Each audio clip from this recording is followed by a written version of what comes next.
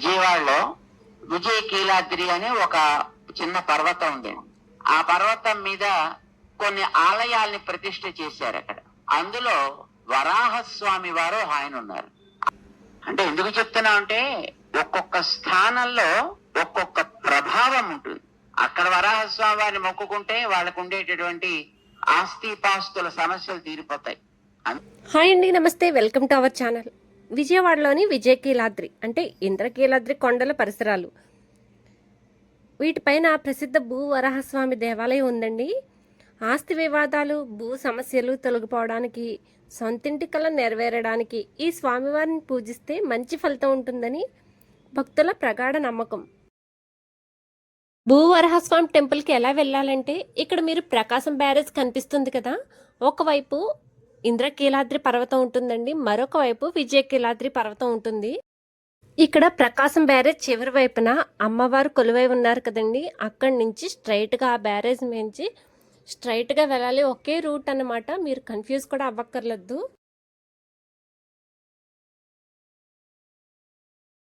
Bhuvarahaswamy temple దగ్గరలోకి వచ్చేటప్పటికి మీకు స్టార్టింగ్లో రామకృష్ణ మిషన్ కనిపిస్తుందండి.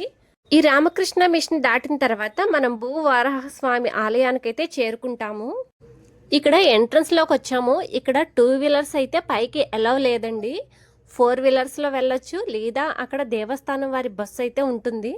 ఈ బస్సుకి వెళ్ళి రావడానికి 30 రూపాయలు ఛార్జ్ చేస్తారండి.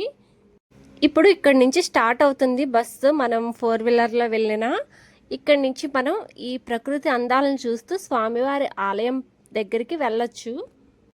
ద్వాపరయుగంలో అర్జునుడు పాశుపతాస్త్రం కోసం శివుని గురించి తపస్సు చేసిన పరమ పవిత్రమైన ప్రాంతం ఇది.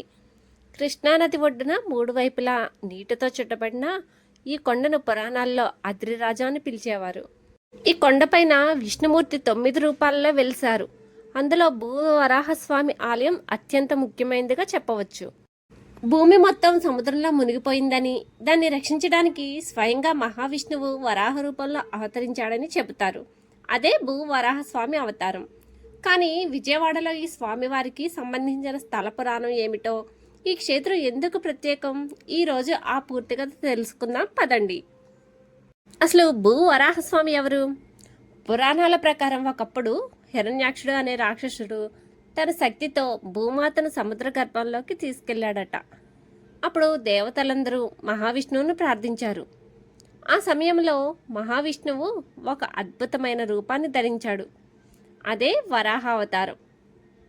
వరాహ రూపంలో సముద్రంలోకి వెళ్ళి భూమాతను తన దంతాలపై ఎత్తుకుని మళ్ళీ తన స్థానంలో ప్రతిష్ఠించాడని చెబుతారు. అందుకే ఆయన్ను భూవరాహస్వామి అని పిలుస్తారు.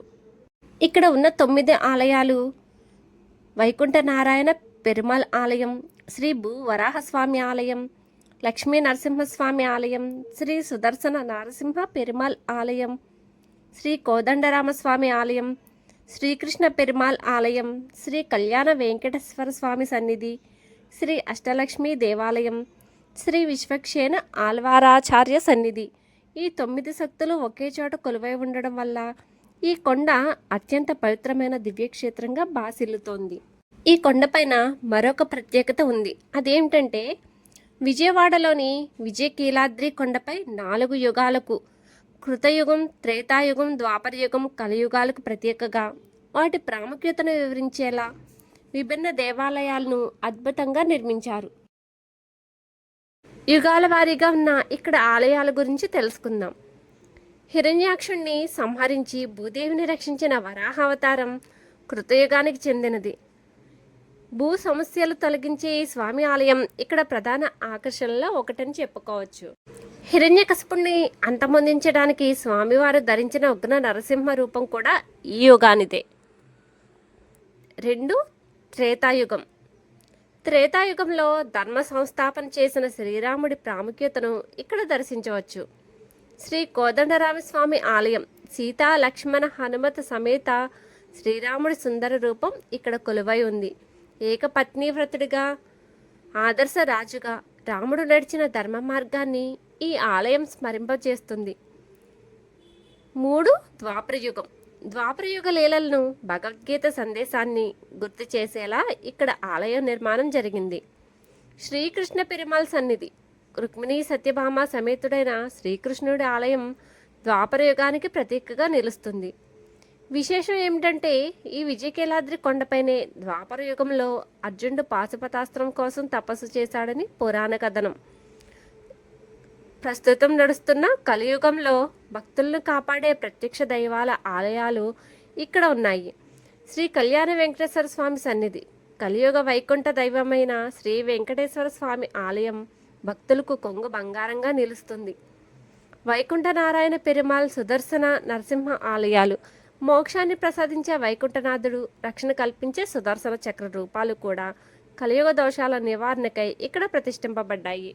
ఈ విధంగా ఒకే కొండపై 4 యుగాల దైవ స్వరూపాలను దర్శించుకోవడం వల్ల సమస్త పాపాలు తొలగిపోయి మానసిక ప్రశాంతత లభిస్తుంది. ఇదండి విజయవాడ భూ వరాహస్వామి ఆలయానికి సంబంధించిన చరిత్ర మరియు స్థల పురాణం. ఈ వీడియోలో నేను తెలుసుకున్న కొన్ని విశేషాలనైతే మీకు షేర్ చేశాను. ఈ వీడియో మీకు నచ్చింది అనుకుంటున్నాను. నచ్చితే లైక్ చేయండి, షేర్ చేయండి. మన ఛానల్ను ఫాలో అవ్వడం మాత్రం మర్చిపోవద్దు.